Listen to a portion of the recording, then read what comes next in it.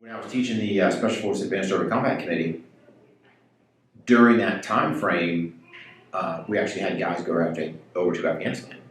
Right. And it's the guys that come back and go, hey man, that stuff you taught me saved my life. You want to talk about setting the hook? That's the hook sector.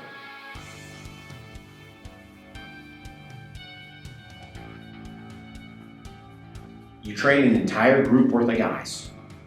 And then throughout that rotation, I mean, guys are coming and going.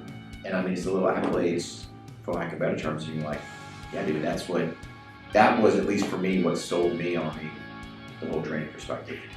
And then taking that experience, obviously now I'm going, myself operational back in 2004, and then taking those lessons, now you kind of take the instructor perspective, now you actually apply it on the battlefield and going, just like you said earlier, was I cutting corners or doing things because I was on a flat range during the day?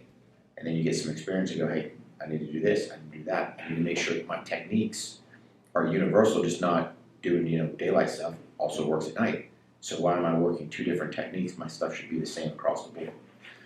So that was, a big selling point for me, when the guys come back and say, hey, that stuff you taught, and then when you actually go there, implement it, and like you said, let me tweak this, let me redo this, I've got to tweak my kit because of this, mission set profile, whatever, that's when everything starts to run.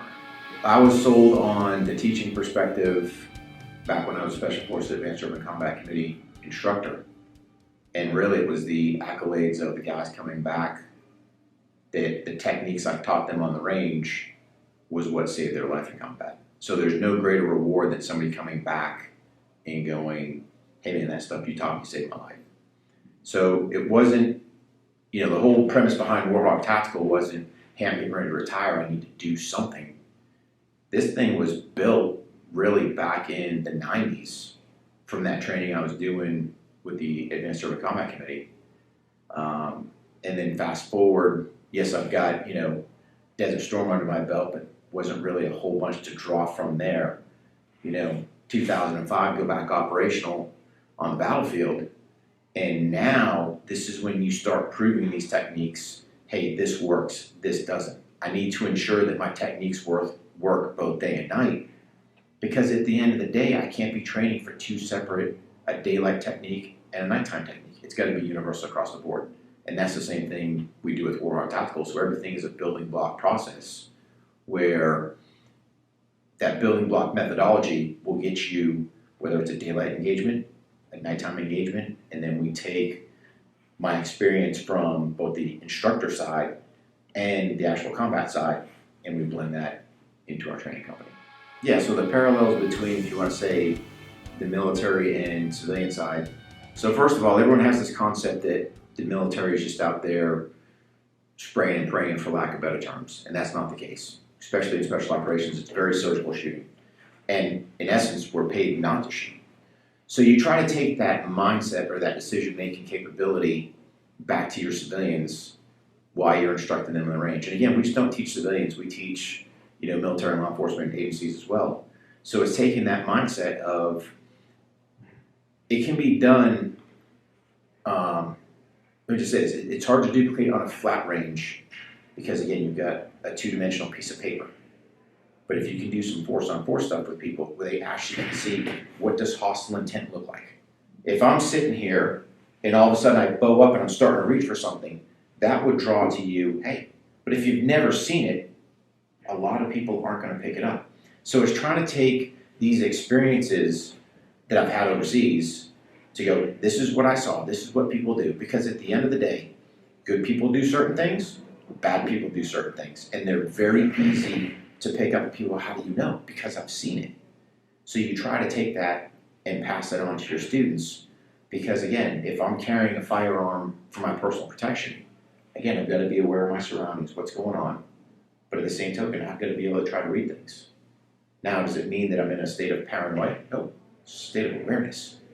I can see people, you can see people that carry concealed poorly because you can see them print and go, all right, he's got it. And then you're just judging, hey, is it friend, foe, or indifferent? So. Yeah, it's interesting. Randy used to talk about how they would train on his side, the new cops coming up. And And he didn't have an acronym for it, so I just called it EMT. He'd say, we have to drill down these criteria. First, the expression. And he goes, and then the movement. And he goes, and then the tool. So a guy who was surprised, and we were doing this during like these SRT force on force where we played OP4 for so long and still do, where the guy's expression might be one of surprise, and the natural response movement would be to point, and he's got a clicker, TV, whoa! Yeah. And cop looks at that and goes, bang! Yeah. Well, he pointed at me. Yeah, but he was surprised. It's not, hey, ugh, and having to drill that down and train that. But I think it's interesting, like you said, how would you know what that looks like if all you do is train on a flat range? You don't. You never see it. You've got to have some type of force on force. And, it's like, me and Alan were talking earlier today. If you set up, especially for your law enforcement guys, let's say I'm just going to do a traffic stop, force on force scenario. Does it always mean force on force that you're getting shot at? Nope, it doesn't. So you want that officer thinking. So automatically, he's going to be at a higher stress because he knows there can be a potential engagement. Okay, great. But maybe there's not.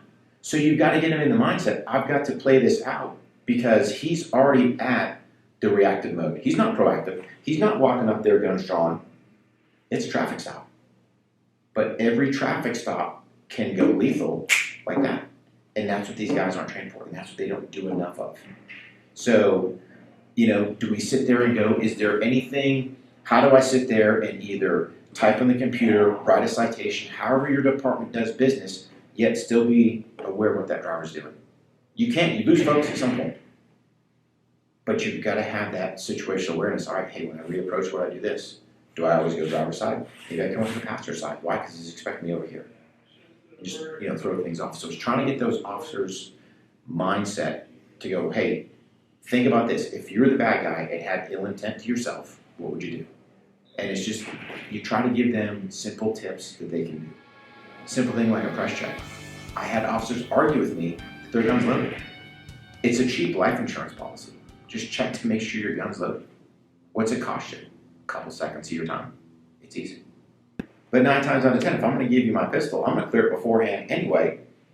I'll confirm it's clear, show it to you, you confirm it's clear, there you go. If you want to sit there and tool around with it or whatever, if you want to shoot my bullets, great, here they are, go ahead. But it's on me as the individual, and that's what you try to convey to your students, officers, whoever. It's on you to know the condition of your gun. So at least, on the War HOGG Tactical side, I teach an administrative load. Why? Because it's important that you go through the steps. Because people are too quick to load the gun and yet holster it. Hey man, if you think about this, using that building block methodology, right? So when I teach students day one, administrative load. Really? Load and unload? Yep. But your administrative load, especially if you think about it, pistol rifle doesn't matter. That's one more chance to practice reload. I'm working all my skills right here because if I do it right, I reload, boom, I can still present. Why? Because I still should be in a safe direction where I'm loading my gun. And then boom, come back, boom, holster, do my pinch check, holster it, and I'm good. I mean, it's a building block from there. And I don't see a lot of that out there where people are stressing the importance of. At the end of the day, if I'm carrying a gun, somehow I value my life. I'm not saying if you don't carry a gun, you don't value your life, but the point being, if I'm going to carry it, why not take the time to ensure it's loaded? Same argument can be done. All right, if I've got a 15-round magazine, I load one up. Wouldn't it be smart to top that thing off?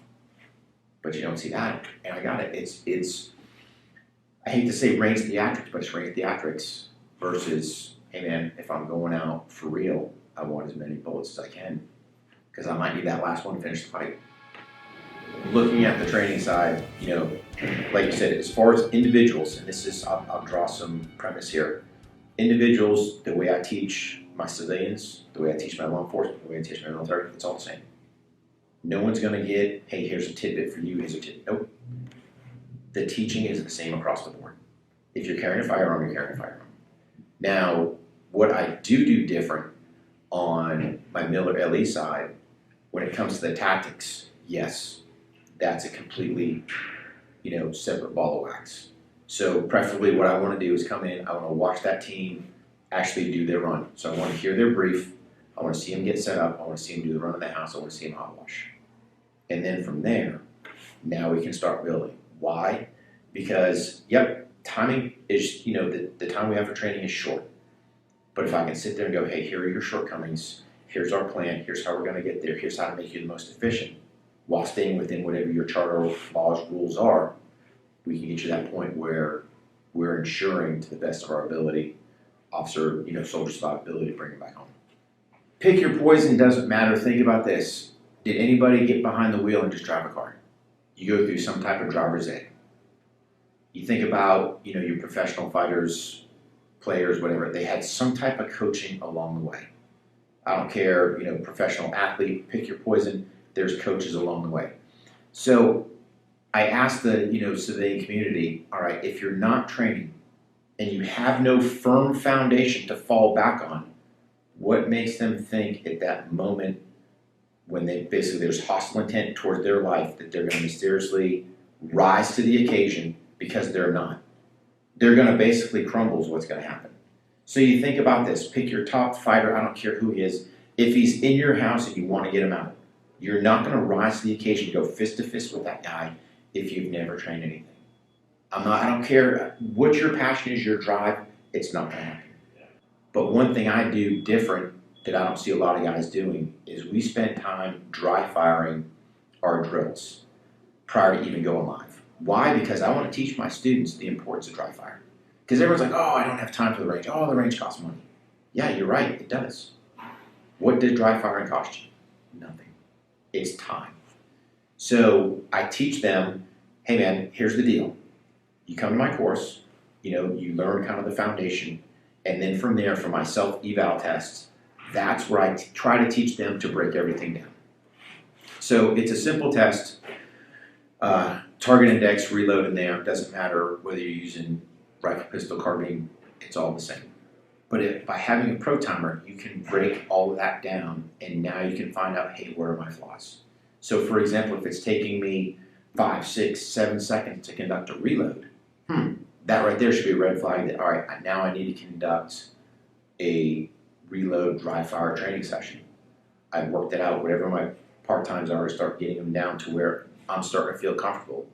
And then in turn, you think about this, I can take 50 rounds, go out to the range, confirm my marksmanship under speed duress, and then I can say, hey, here's me working my times down, still managing the recoil of the gun, still getting the feel for that recoil, so I know, hey, my slider bolts lock back to the rear, conduct my reload and go. So I grew up in New Hampshire, kind of come from a military family. My grandfather was in the Army in World War II. My dad is a Marine Corps Vietnam vet. The service was something I knew I always wanted to do. The one thing I will say, I think where I get a lot of my success, my military success from, was actually from my wrestling career. The mindset that the coach built in was something phenomenal. And at the time when you're a young freshman kid, you don't understand it. But when he's out there smoking you for 2 or 3 weeks before you even learn drill 1, and you watch numbers fall, guys are leaving, to finally where he gets that magic formula. To me, that was a big help for my mind frame, or my mindset.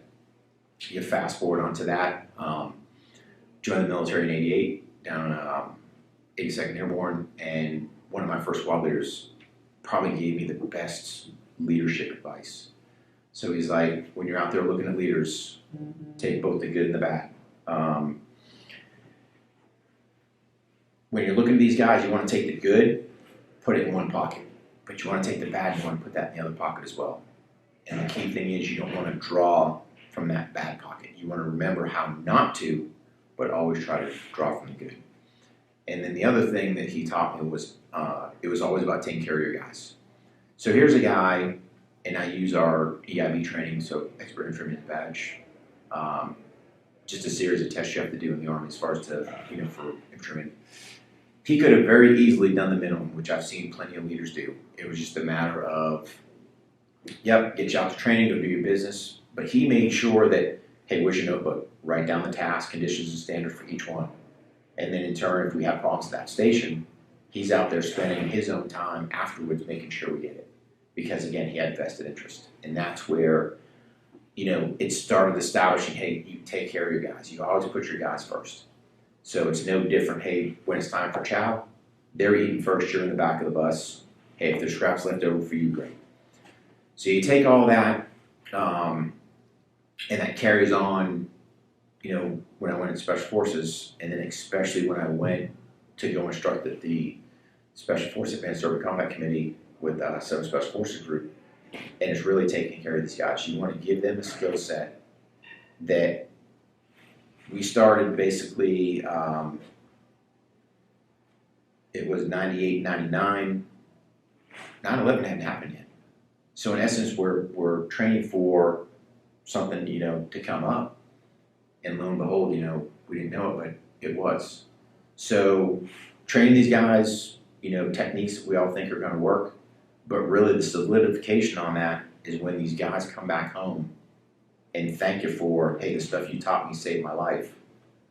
That is, to me, from an instructor standpoint, what really set me. So you figure back, probably the first guys came back in 2002. Then you're like, wow, we're on to something here.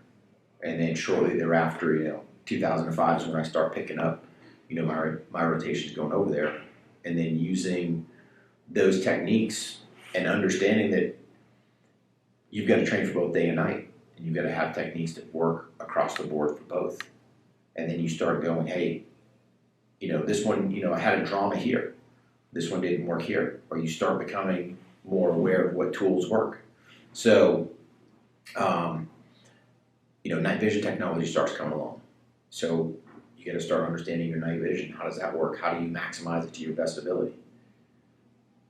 So it's just taking all of that, if you want to say instructor time experience there, incorporating it with actual employment during combat, that you sit there and kind of finally get to a final package to go, this is the reason why I teach the things I teach.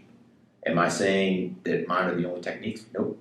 But these are my techniques that I know for me brought me and my friends home, and then I try to pass that on to my civilian, military, law enforcement agency